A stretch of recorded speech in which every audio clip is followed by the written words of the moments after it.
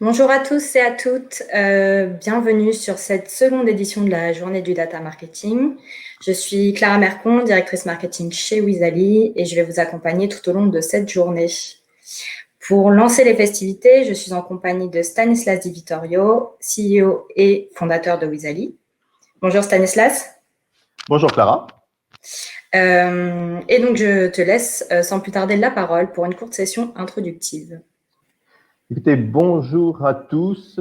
C'est un grand plaisir de vous accueillir aujourd'hui pour cette journée du data marketing. Nos journées du data marketing, elles ont commencé l'année dernière en 2020 où on a eu plus de 700 participants. Donc ça a été un grand succès. Donc on s'est dit qu'il fallait renouveler l'événement étant donné l'intérêt actuel sur le sujet de tout ce qui est autour de la data. Je pense que c'est un point qu'il n'est pas nécessaire d'argumenter. On voit bien qu'aujourd'hui, dès qu'on parle marketing, que ce soit marketing online, que ce soit marketing offline, on parle tout de suite instantanément de la data. La data est présente partout. Et d'ailleurs, l'influence de la data, on la voit avec des décisions comme les décisions de la CNIL récentes sur les cookies et sur les les marketing platforms, consent management platform. On voit bien tout l'impact que ça a eu sur notre industrie. Et donc, dès qu'on parle data, on voit bien les implications. Et la data est aujourd'hui au centre de notre industrie. Donc, ça va être une grande journée pour parler de data. Alors, pour ça, on va parler d'énormément de sujets. On va être accompagné par tous nos participants que je remercie. On va être accompagné juste après moi par nos amis d'AdsUp et de Channable qui vont nous parler de shopping. Ensuite, on parlera de ROI avec Gamned, on parlera de CRM avec Assurland, on parlera de tout ce qui est centralisation et qualité de la donnée avec Ubiquity et Cofidis. On parlera de tracking avec JV Web et Private Sport Shop. On parlera ciblage avec ESV et Sirdata. On parlera télévision avec Admo. On parlera comment se débrouiller sur Internet sans Google et Facebook avec Endvoice. Et on conclura sur l'achat média avec Converteo. Donc, un grand merci à tous nos participants qui ont accepté d'être avec nous aujourd'hui et qui vont être au cœur de cette journée. Merci à tous ceux qui vont venir nous écouter et puis également un grand merci à Clara qui a organisé cette journée et qui va nous accompagner tout au long de la journée. Merci beaucoup Stan. Écoute, on te dit à tout à l'heure pour la suite du programme. Merci Clara. Bonne journée à tous. Alors, on enchaîne tout de suite donc, avec notre première conférence. On accueille Saad Hadi, Team Leader SEA chez AdsUp, et Julie Chantôme, Customer Success Représentative chez Chinable. Merci Clara. Bonjour à tous. Bonjour. Bonjour à tous les deux. Écoutez, je vous laisse la scène. Ça marche. Je vais juste partager du coup mon écran. Préparer un petit support. Vous voyez mon écran? Oui. Parfait.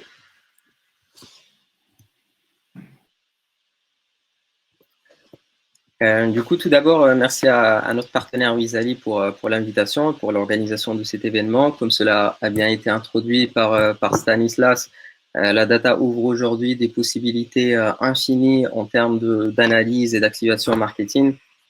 Du coup, avec notre partenaire Channable aujourd'hui, on a le plaisir de vous présenter quelques-unes de ces possibilités qui vont être appliquées au search marketing précisément et encore plus précisément aux campagnes shopping et smart shopping. Donc, dans cette présentation, on va essayer de parler du passage du ROAS au POAS, donc du Return on Ad Spend au Profit on Ad Spend. On va essayer de parler également de la data interne et les quelques cas d'utilisation de la data interne ou first party pour maximiser votre rentabilité. On parlera également de la data externe pour venir et enrichir davantage cette data interne et affiner votre stratégie. Et puis, enfin, nous évoquerons l'importance d'avoir des reportings complets et surtout pertinents qui, au lieu de mener sur une fausse route, vont nous permettre de mieux comprendre en fait les résultats et d'aller activer derrière des stratégies qui vont être intéressantes et pertinentes pour vos performances. Donc avant de commencer cette présentation, une petite présentation rapide de vos intervenants aujourd'hui. Donc je suis Saad, Team Leader SEA chez Adzap Consulting et je suis expert des sujets data et avec moi Julie. Et je suis Julie, du coup, Customer Success chez Chanable pour le marché français. Donc, merci Julie. On va également présenter rapidement nos structures. Donc vous connaissez peut-être déjà Adzap Consulting. Donc c'est un cabinet de consulting qui a construit son succès sur une spécialisation SEA depuis 2012 et un chiffre d'affaires qui a atteint plus de 7 millions d'euros en 2019. Donc Adzap figure régulièrement parmi les champions de la croissance depuis des années grâce à son expertise et puis ses équipes ultra spécialisées. Voilà, une expertise de pointe. Et puis pour répondre aux besoins de nos clients, mais également pour poursuivre le développement du cabinet, nous avons bâti au fil du temps un savoir-faire sur plusieurs sujets, notamment display programmatique, social ads, SEO, et puis notre dernier bébé, le Pole Play, spécialisé dans le content marketing, mais également tout ce qui est marketplace, etc. Tout ce qui est acquisition, en gros. En ce qui concerne Chanable, Chanable, c'est une solution de gestion de flux et d'automatisation SEA. Chanable est une entreprise qui a été créée aux Pays-Bas en 2014 par 3 amis de l'Université d'Utrecht. Nous sommes aujourd'hui plus de 150 employés et nous faisons partie du top 50 des scale-up du pays. Pour vous expliquer un tout petit peu comment fonctionne Chanable, vous pouvez importer très facilement vos produits via une plateforme e-commerce ou un flux de données. Dans l'outil, vous allez pouvoir optimiser, enrichir vos données et filtrer vos produits. Ensuite, vous allez pouvoir diffuser sur plus de 2500 canaux à l'international grâce à cet outil. Du coup, sans plus tarder, on va rentrer dans le vif du sujet. Donc, comme évoqué précédemment, le sujet traité aujourd'hui concerne l'orchestration des campagnes shopping grâce à la data. Si vous êtes familier avec Google Ads, avec l'acquisition et que vous avez un site e-commerce, vous avez sûrement assisté à l'avènement des campagnes Smart Shopping, mais plus globalement au développement de l'automation et du machine learning, des stratégies automatiques de Google qui nous font gagner ces dernières années beaucoup de temps. Donc, ça permet au traffic manager de gagner du temps conséquent sur la gestion et l'optimisation des campagnes. On est donc capable aujourd'hui de gérer des centaines jusqu'à des centaines de milliers de produits en jouant avec 2 curseurs, le ROAS cible et le budget. Le ROAS cible ou target ROAS qu'on peut soit augmenter, par exemple, si on veut être plus exigeant par rapport au machine learning. Et du coup, par conséquent, on aura une baisse des enchères, une visibilité moins forte et du coup des volumes de vente moins élevés. Mais par conséquent, on aura également un ROAS élevé. Et puis, si on baisse ce ROAS, par conséquent, on aura des enchères plus élevées et puis une visibilité maximale et puis un volume de vente assez conséquent. Pour un ROAS, bien sûr, plus faible. Et puis, le deuxième paramètre qui va de pair avec le premier, c'est le budget. Donc, pareil, si par exemple, on a un ROAS assez faible sur la campagne, mais qu'on a limité notre budget, ben, la campagne va être limitée par le budget. Du coup, elle va en demander un peu plus. En revanche, si on donne un budget important à une campagne, mais qu'on paramètre un ROAS assez élevé, ben, ce budget ne va pas forcément être consommé par la campagne, puisqu'on est très exigeant par rapport à cette campagne-là. Donc, pour résumer, c'est une manière assez simple d'expliquer le fonctionnement des campagnes Smart Shopping. Bien entendu, il existe d'autres optimisations par rapport à l'exclusion des produits, la structuration des campagnes, bien sûr qu'on peut faire, mais on sait que voilà, ça nous a fait gagner beaucoup de temps par rapport à la gestion manuelle. Donc, pour résumer, rien de très sorcier. La qualité de la gestion va se refléter surtout du coup sur la structure des campagnes qui va être adoptée et puis la bonne détermination des objectifs de ROAS et de volume. Mais du coup, la question qui se pose, est-ce que après, ça veut dire qu'un traffic manager peut partir en vacances parce qu'il a paramétré son budget et son target ROAS, puisque justement, on sait que derrière, le machine learning fait tout. La réponse est malheureusement non, car il y a d'autres possibilités pour atteindre une meilleure maturité sur le compte. On va parler principalement et premièrement du passage du ROAS au POAS. Donc, comme je l'ai dit précédemment, du Return on Ad Spend au Profits on Ad Spend. En fait, il faut savoir qu'on est passé des stratégies manuelles CPC, ICPC avec un impact faible sur le business puisque c'était des stratégies chronophages et qui sont moins réactives aux signaux du marché, notamment une augmentation, par exemple, du volume de recherche ou une augmentation du taux de conversion. Donc, il fallait s'en rendre compte rapidement et puis aller ajuster manuellement les produits, enfin, déjà analyser ce qui a vraiment poussé cette augmentation et puis aller booster manuellement sans forcément être très, très réactif par rapport à ces changements-là.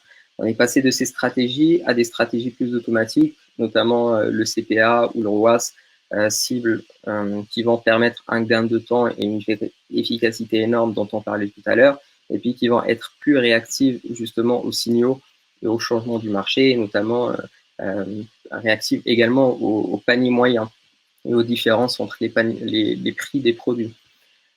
L'objectif aujourd'hui, c'est d'aller encore plus loin en passant au POAS et donc en prenant en compte vos objectifs business, les coûts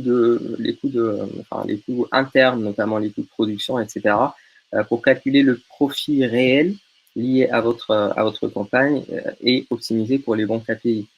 Parce qu'on va le voir très concrètement dans ce cas. Prenons par exemple deux guitares, guitare A, guitare B. La première nous génère un chiffre d'affaires de 200 € avec un coût d'acquisition de 20 €. La deuxième nous génère un profit de 300 € avec un coût d'acquisition de 15 €. Jusqu'ici, la guitare B nous semble plus performante, mais la stratégie de CPA ne prend pas en compte, bien sûr, le panier moyen ni le taux de profit. Et en plus de ça, on ne peut pas gérer en fait une campagne shopping avec du CPA cible. Si on veut utiliser l'automation, c'est soit du target ROAS, après soit c'est du ICPC. Si on rajoute une brique supplémentaire, notamment le ROAS, on voit toujours que la deuxième guitare, elle est plus performante. Pourquoi? Parce que là, on a pris en compte le panier moyen. Et donc, on voit que sur le panier moyen de la guitare B est plus élevé, enfin, le prix de la guitare B est plus élevé. Et donc, la différence relative entre le ROAS de la guitare B et le ROAS de la guitare A est encore plus élevé que la différence entre le coût d'acquisition. Mais toutefois, cela ne prend pas en considération, comme on l'avait dit, les coûts de production, les coûts de logistique, les coûts de livraison, etc. Donc, c'est adapté à une stratégie automatique de Google pour une campagne shopping, mais pas pour une stratégie qui vise à augmenter votre profit. Et puis, si on rajoute une brique supplémentaire, celle de la marge de profit, on se rend compte ici que c'est la première guitare qui performe mieux parce que le taux de profit derrière, il est plus intéressant. Et donc, ça change complètement le paradigme. Et du coup, on est vraiment là sur une analyse pour les bons KPI, pour vraiment le profit. On essaie de maximiser le profit plutôt que le ROAS qui peut sembler plus élevé sur la deuxième guitare et qui est de moins 50% sur la première, mais finalement, on réalise plus de profit sur la première, sachant que généralement, vos marges sont vraiment très différentes entre les différents produits. Donc, ça ne fait pas beaucoup de sens de donner un objectif, par exemple, global de ROAS sur votre compte. C'est d'autant plus vrai si on change, par exemple, les marges de profit, si on a des coûts d'acquisition supérieurs et des marges de profit inférieures. Là, dans le cas B, on peut dire que ça sert presque à rien en fait de diffuser dessus si on ne réalise pas de profit, à part si on va encore plus loin et qu'on optimise pour la lifetime value. Donc là, à ce moment, on peut considérer qu'on accepte de ne pas réaliser de profit aujourd'hui sur un client donné si on considère qu'on a de fortes probabilités de le fidéliser plus tard. Donc, on va voir comment on peut mettre ça en place à l'aide de Chanable également. Oui, tout à fait. Alors, avec un outil tel que Chanable, vous allez pouvoir du coup enrichir votre import d'origine avec un autre flux, avec un flux additionnel, tout simplement en le combinant avec votre import que vous avez déjà dans l'outil. Grâce à cette méthode, vous allez pouvoir du coup ajouter des données supplémentaires telles que des images additionnelles, telles que des descriptions ou bien des données telles que la marge. Après avoir importé ces données, vous allez pouvoir du coup les utiliser dans les règles afin de pouvoir du coup créer une bonne stratégie marketing. Ici, on peut y voir une règle où j'ai pu catégoriser les produits entre 5 et 10% de marge. Dans l'outil, j'ai créé le champ Custom Label, champ que je vais du coup utiliser dans mon flux Google Shopping. Donc, les règles dans Chanable fonctionnent avec si et alors. Donc ici, si la marge est supérieure à 5 ou la marge est inférieure ou égale à 10, du coup, je prends mon custom label 0 et je place ici la valeur 5 à 10% de marge. Ce sont du coup des données que je vais pouvoir utiliser dans ma stratégie marketing. À ce moment-là, du coup, dès qu'on a notre flux de données avec les données de marge, on peut passer d'une structure de campagne A où on va catégoriser plutôt les produits par type de produit, avec des produits à l'intérieur qui vont pas forcément avoir les mêmes marges. On peut passer de cette structure à une structure de campagne B où on va regrouper plutôt plusieurs types de produits au sein de la même campagne, mais qui vont avoir un point en commun, c'est justement une fourchette de marge similaire ou cohérente. À ce moment-là, on peut appliquer des stratégies de target ROAS qui vont être justement pertinentes par rapport à la marge qu'on va réaliser sur ces produits. Donc, on va pouvoir du coup mettre, comme on disait, main dans la main avec le robot de Google, qui va optimiser pour le target ROAS, mais derrière, on sait que ça rejoint en fait nos objectifs en termes de profitabilité et de rentabilité. Donc, quatrième étape, c'est d'utiliser également le machine learning de Google grâce au planificateur de performance, donc le Performance Planner, dans lequel on va essayer de faire des hypothèses. Donc, comment ça fonctionne? Donc, depuis quelques mois, c'est possible d'utiliser le Performance Planner avec les campagnes shopping et les smart shopping. Donc, ça, c'est top. Après, gardez en tête de bien choisir une campagne avec un objectif de marge. Donc là, supposons on a bien structuré nos campagnes par marge. On va prendre par exemple la middle marge, on va la choisir uniquement et puis faire une projection sur par exemple les 2 à 4 prochaines semaines, mais garder bien une période raisonnable et puis paramétrer un objectif de ROAS qui va être par exemple l'objectif ROAS minimum qu'on peut atteindre sur cette campagne. Et puis, dernière étape, c'est de retranscrire les résultats que vous allez avoir ici dans un tableau.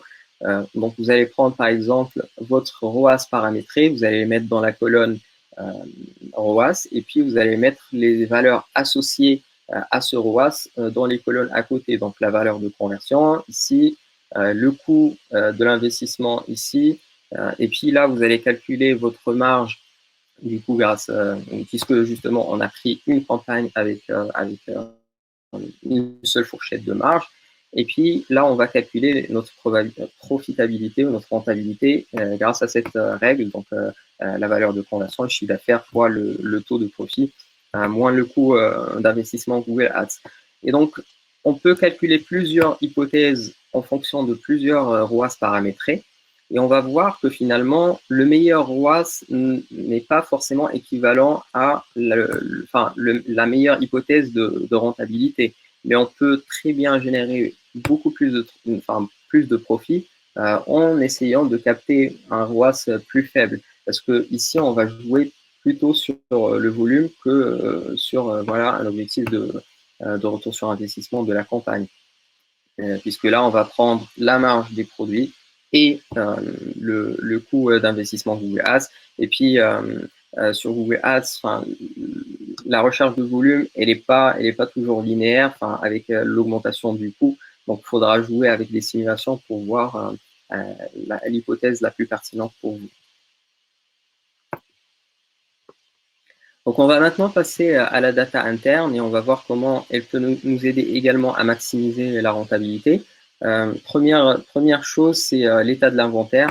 Donc, très important également de prendre ça en considération si on veut encore aller plus loin dans la stratégie. Et donc, pareil, on peut grâce à Chanable, justement, mettre, par exemple, un libellé personnalisé avec les données de stock et puis créer des règles peut-être pour catégoriser ces produits-là en fonction du nombre de produits qu'on a en inventaire.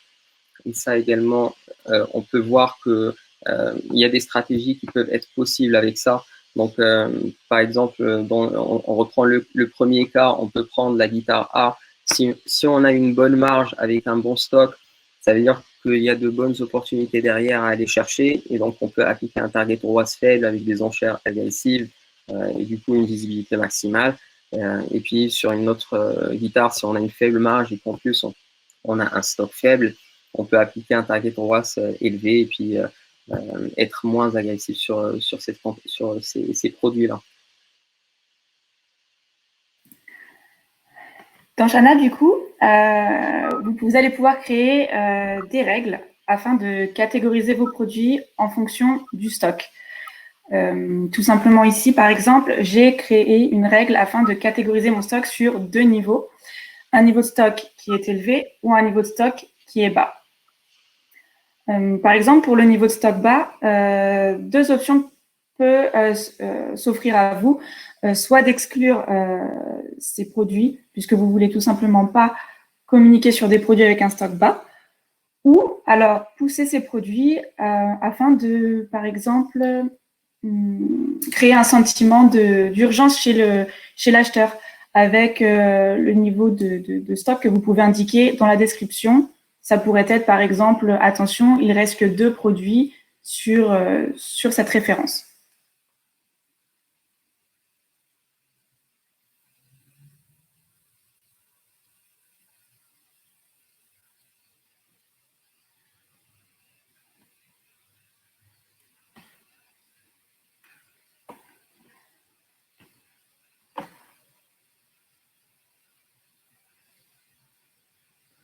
Alors, Sad, on a perdu la connexion de Sad.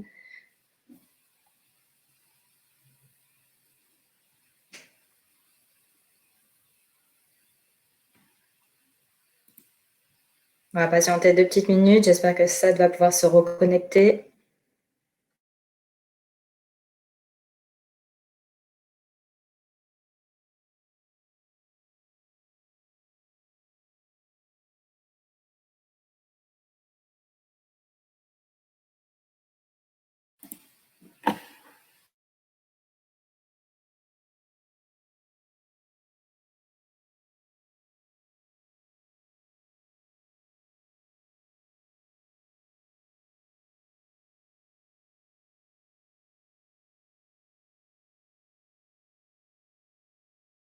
C'était la bonne slide, Julie? Oui, on s'est arrêté ici. Super.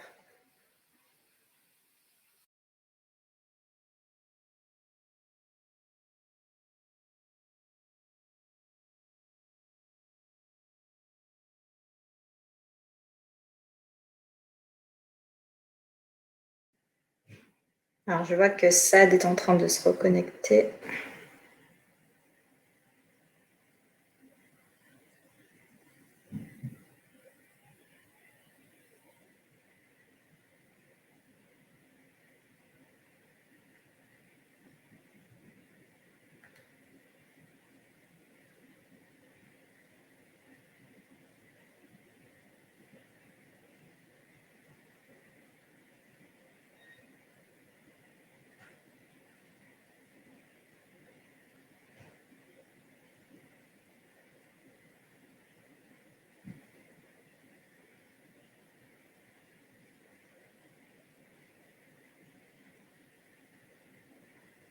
Est-ce qu'éventuellement tu peux avancer un peu, Julien, en attendant que ça nous rejoigne? Ah, je crois qu'il arrive. Vous m'entendez? Oui, Oui. on t'entend. Tu peux reprendre la Désolé. présentation en cours, c'est pas la peine de la repartager. Ok, parfait, désolé. Il n'y a pas de Hop. souci. Ah, j'ai eu un problème de batterie. Ok, du coup, on peut poursuivre.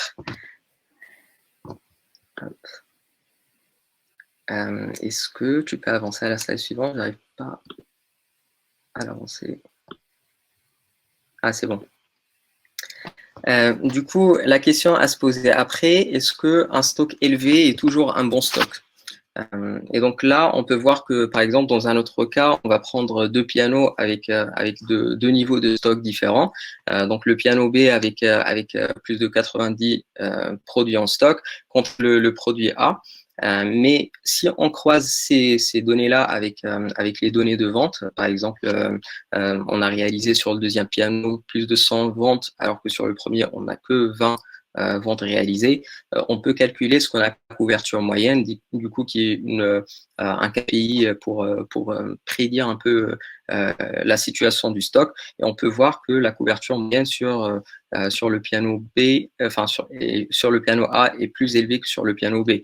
Donc, un stock élevé n'est pas toujours un bon stock, mais ça dépend justement de comment ce produit marche. Il marche parce que sur le produit B, on a plus de chances d'être en rupture sur la prochaine période, par exemple.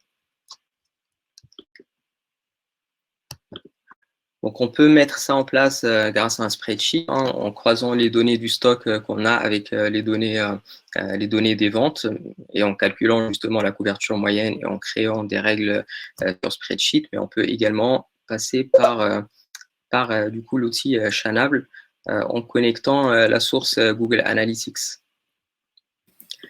Alors, je pense que c'est un PDF, Julie. C'est pas grave, c'est les aléas du direct. Donc, il est très facile de connecter votre compte Google Analytics à Chanable. Vous allez pouvoir y retrouver plusieurs informations de votre Google Analytics, des informations globales, mais aussi les informations par canal et par produit. Après avoir connecté votre Google Analytics à Chanable, vous allez pouvoir utiliser ces données dans les règles. Par exemple, sur la première règle au-dessus, j'ai été exclure les produits avec un taux de conversion bas. Et ensuite, sur la deuxième, j'ai été calculer ce fameux taux de couverture moyenne, dont ça de vous parler un petit peu plus haut. On peut y voir du coup que j'ai utilisé des champs de mon import de base que j'ai divisé par un champ de Google Analytics.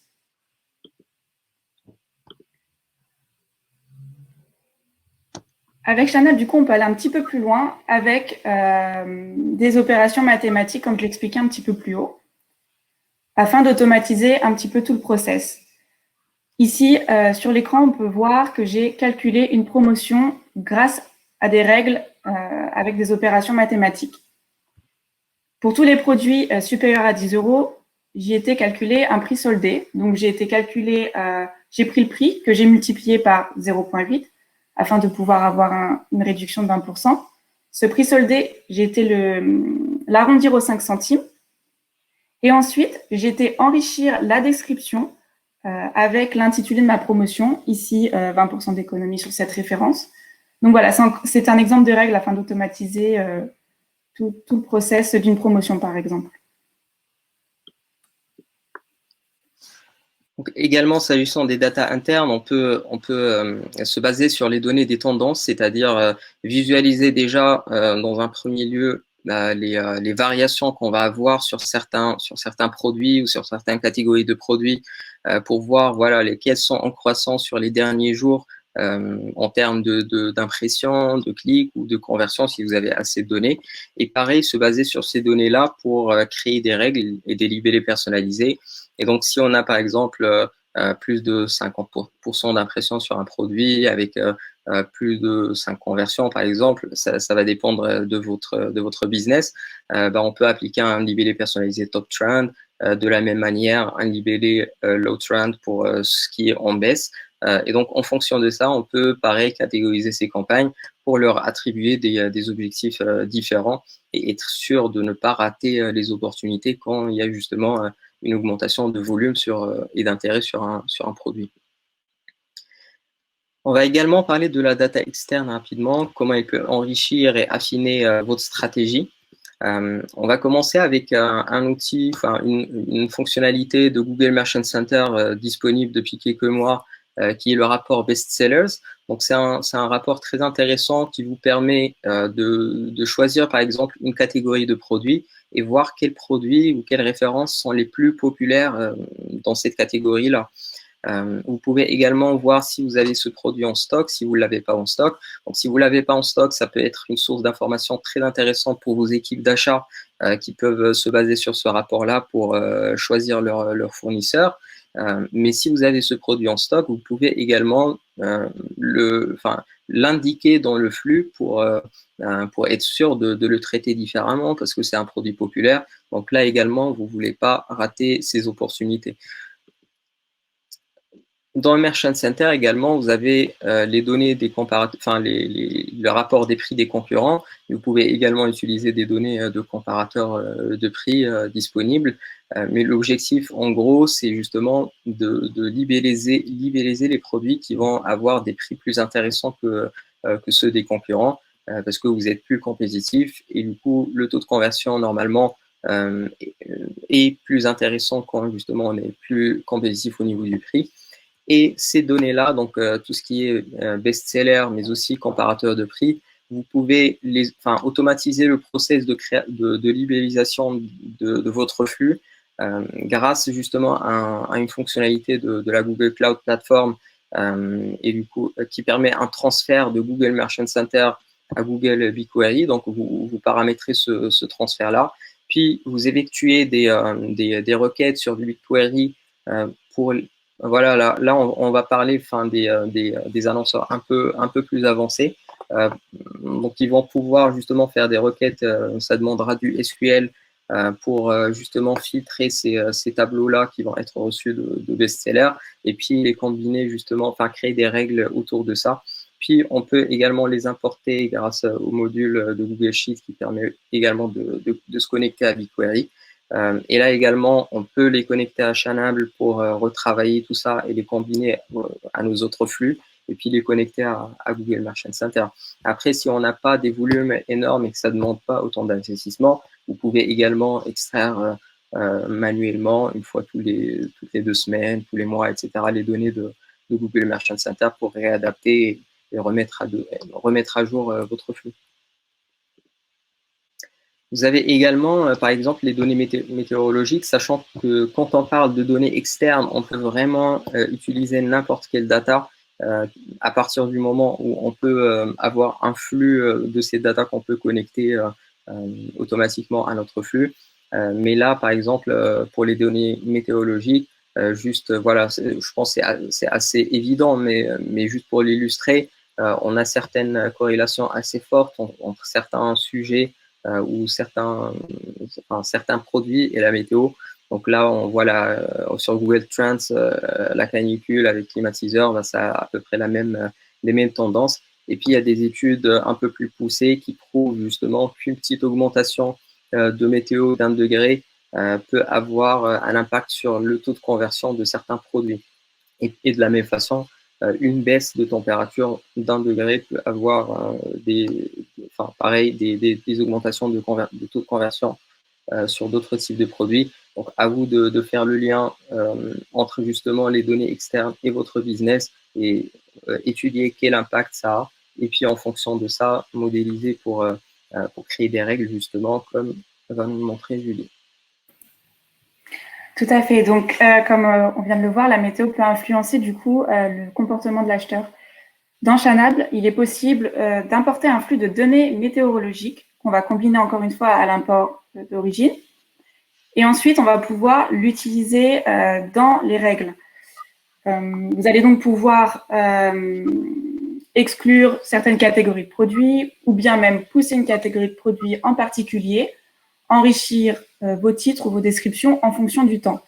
Ici, par exemple, c'est un exemple si la température est supérieure à 25 degrés. Du coup, j'ai voulu aller calculer une promotion sur les catégories contenant robes, shorts ou maillots de bain. Mais par exemple, si il fait moins de 10 degrés, par exemple, vous allez peut-être vouloir plutôt aller communiquer sur les bonnets et les écharpes, par exemple. C'est tout ce genre de manipulation que vous pouvez mettre en place pour tout automatiser et éviter les mises à jour en fait manuelles. Effectivement. Et puis, enfin, on va parler du reporting. Dernière étape pour mieux comprendre les résultats et bien les interpréter. Première chose que vous pouvez mettre en place, donc c'est les conversions avec les informations du panier. Donc pareil, qui est disponible depuis, je pense, 2019 sur Google Ads. Donc ça vous permet de faire de voir ce qu'a vraiment contenu le panier. Est-ce que le produit qui a généré la conversion a vraiment été inclus dans le panier derrière ou s'il a poussé d'autres conversions. Donc ça, c'est le type d'analyse qu'on peut faire. Par exemple, on peut identifier des produits qui ont généré des commandes, donc des conversions, mais avec des unités vendues faibles. Donc, ce produit-là, enfin cette catégorie ou cette marque n'a pas vraiment été incluse beaucoup dans le panier, mais elle a poussé quelques conversions. Et puis, de la même manière, on peut identifier certains produits avec des quantités importantes achetées, donc ajoutées dans le panier, mais qui n'a pas derrière généré beaucoup de conversions. Et donc, ça vous permet justement d'identifier les opportunités de cross-sell et de upsell, et puis d'identifier des produits qui sont très pertinents ou très performants, mais qui n'ont pas forcément bien diffusé sur Google Ads. Et donc, vous pouvez les pousser un peu plus différemment ou enfin, les distinguer dans une autre campagne pour leur donner la diffusion nécessaire. Et ça également, c'est une étude, c'est une analyse que vous pouvez également avoir grâce à des outils. Là, c'est l'outil typiquement de Wizali, c'est le dernier webinaire. J'espère qu'ils vont pas m'en vouloir d'avoir fait cette capture d'écran. Mais du coup, c'est une analyse possible avec Wizali. On va pouvoir analyser quelle catégorie de produits avec une promotion qui a permis derrière, quel produit, quelle catégorie a permis de vendre quelle autre catégorie ou quel autre produit. Donc là, par exemple, une diffusion publicitaire sur les vêtements a permis derrière de générer des ventes sur des chaussures, sur des bijoux, etc., etc. Et là également, c'est une bonne opportunité pour faire vos upsells et vos cross-sells et de bien comprendre justement les conversions parce que forcément, une conversion sur Google Ads ne veut pas forcément dire une vente sur le produit qui a affiché cette conversion-là. Et puis, tout ce qui est reporting et analyse, vraiment, on a des possibilités infinies au moment où on commence à croiser les données. Et justement, là, par exemple, on a pris des chaussures et on peut analyser du coup les ventes par taille, etc., pour identifier quelles tailles de chaussures sont les plus populaires et sont les plus performantes, sont les plus rentables, etc.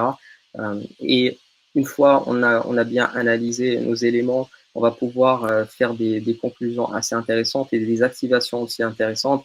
Si, supposons par exemple tous ces produits populaires avec de bons volumes de vente sur les chaussures ne sont plus disponibles, on pourra traiter les produits différemment et avoir faire des enchères moins agressives dessus ou peut-être les exclure même sur Chanab. Donc voilà, nous sommes arrivés à la fin de cette présentation. J'espère que ça a pu vous apporter quelques tips et quelques idées pour activer la data dans vos campagnes, aller plus loin que du target ROAS dans le paramétrage des campagnes. Vous l'avez compris que voilà, on partira pas à la plage malheureusement, mais on a encore du boulot à faire qui va impliquer, et ça aussi c'est important de le noter, qui va impliquer également les annonceurs qui doivent aujourd'hui travailler main dans la main avec le traffic manager pour leur fournir également les informations nécessaires sur la marge, sur le stock, etc. Et puis à l'aide d'outils comme Chanab, ça rend tout plus facile et plus agréable. Je vais prendre une dernière petite minute avant de clôturer la session. Il y a quelques questions. Donc, il y a Florence qui nous demande, avec les changements sur les cookies dernièrement, avez-vous dû adapter vos niveaux de marge et ou objectifs de ROAS? Alors, bien sûr, parce que justement, avec l'avènement de la nouvelle loi et du taux de consentement qui change aujourd'hui, on a vu des baisses de volume de conversion, bien entendu, sur nos campagnes. Et ça, je pense, la majorité si ce n'est tout, tous les annonceurs ont été impactés par ça. Donc, on est obligé d'un peu adapter nos stratégies automatiques, supposant que vous avez une baisse aller de 50% de votre volume de conversion, mais derrière, vous dépensez de la même manière et vous avez le même nombre de clics. Mais derrière, il va falloir, par exemple, si vous êtes sur un target ROAS de 5, passer sur un target ROAS de 2,5 pour compenser un peu les 50% perdus à cause justement de la perte de données de conversion. Et une dernière question, des conseils si la campagne shopping ne diffuse pas? Eh bien, à ce moment-là, bien vérifier son flux de données, si tous les produits sont bien acceptés, la santé des produits, du coup, et du flux, et puis voir son target ROAS. Si on n'a pas paramétré un target ROAS trop élevé, que du coup, le machine learning pense que c'est pas faisable en fait de diffuser la campagne, de réaliser ce target ROAS-là. Mais sinon, oui, je pense que c'est les deux principaux conseils à vous donner. Bah, merci beaucoup, Sad et Julie. De rien, Merci à merci à vous. vous. Merci À très bientôt. Bonne journée. Allez, au revoir.